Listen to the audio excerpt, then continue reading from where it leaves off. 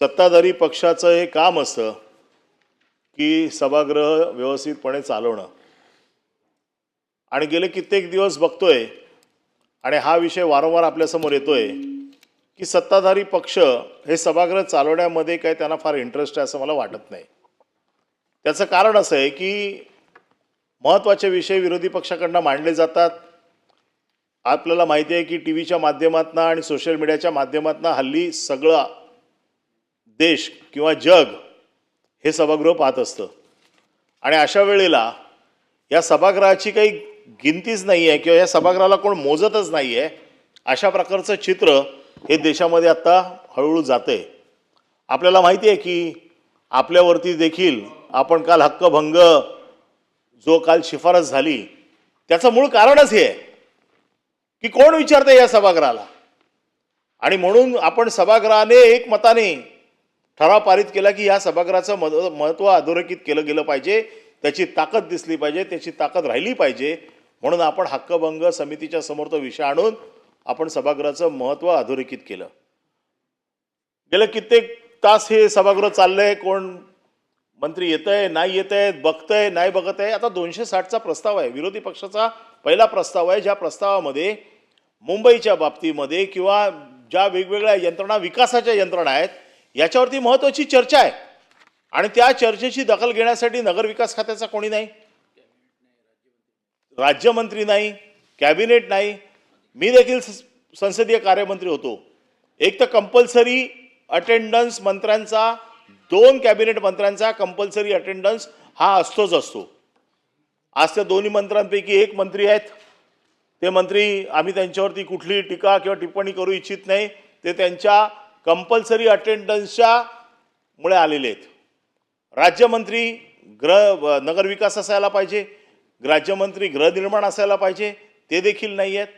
मग रोस्टरप्रमाणे मंत्री आहेत की नाही? एक तर रोस्टरप्रमाणे मंत्री नाहीत, रोस्टरप्रमाणे राज्यमंत्री नाहीत, रोस्टरप्रमाणे त्या खात्याचा मंत्री नाही. आणि अधिकारी हे खरं इनव्हिजिबल गॅलरी आहे, आम्हाला त्याच्यावरती खरं तसं बोलण्याचा अधिकार नाही. पण अधिकाऱ्यांचं देखील रोस्टर आहे. कुठला अधिकारी उपस्थित असला पाहिजे खालच्या सभागृहामध्ये, याच्यावरती एक IAS ऑफिसरला सस्पेंड करण्याची वेळ आली. बरोबर का चूक ही नंतरची गोष्ट आहे. काल माझी विधानसभा अध्यक्षांनी खंत व्यक्त केलेली आहे. आणि अशा वेळेला अधिकारी नाही, अशा वेळेला मंत्री नाही, अशा वेळेला कोणी आपली दखल घेत नाही. सभागृह चालणार कसं? सभापती महोदय, आपल्याकडनं आम्हाला मार्गदर्शन हवं आहे. याच्या बाबतीत काहीतरी सणसणीत आदेश आपल्याकडनं आम्हाला अपेक्षित आहेत. मला वाटतं ते आदेश अजूनही पोचलेले दिसत नाही आहेत. आणि म्हणून आम्ही कित्येक वर्ष मागणी करतोय, अरे तुम्हाला कोणाला नाही जमत तर प्रवीण दरेकरांतर मंत्री करा, ते तरी आमच्यासाठी सदैव उपस्थित राहतील याची गॅरंटी विरोधी पक्ष म्हणून आम्ही घेतो. हा नाही नाही, तुम्ही तर घेणार नाही, घेतली असते तर एवढा मंत्री झाले असते.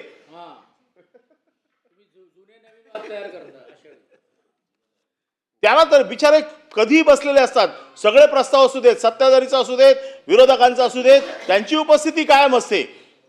मग कमीत कमी मंत्री म्हणून आम्ही त्यांचं ऐकू.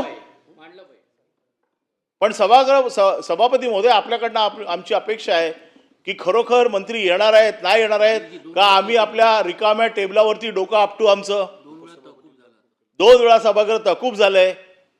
आम्ही कोणाच्या समोर भाषणं करायची? आपल्या समोर करायला आम्हाला हरकत नाही, पण आम्हाला माहिती आहे की आपण त्या परिस्थितीतनं आमच्या प्रश्नांची उत्तर देऊ शकत नाही. आम्ही झिरवळ साहेबांना म्हटलं तुम्ही ऐका आणि तुम्ही उत्तर द्या, ते म्हणतात मी कंपल्सरी अटेंडन्सला आहे. तिसरा तर माणूस सभागृहात दिसत नाही आहे कोण, ते तर म्हणाले मी तर असं सहज आलोय. मग करायचं काय सभापती मध्ये? आता 2 वेळेला सभागृह तहकूब झालंय. आपण याच्यावरती आम्हाला सांगा, मार्गदर्शन करा, जमलंच आपल्याला तर आदेश द्या. मी विचारतोय, मला प्रत्येक गोष्ट आता शंकेत विचारावी लागते.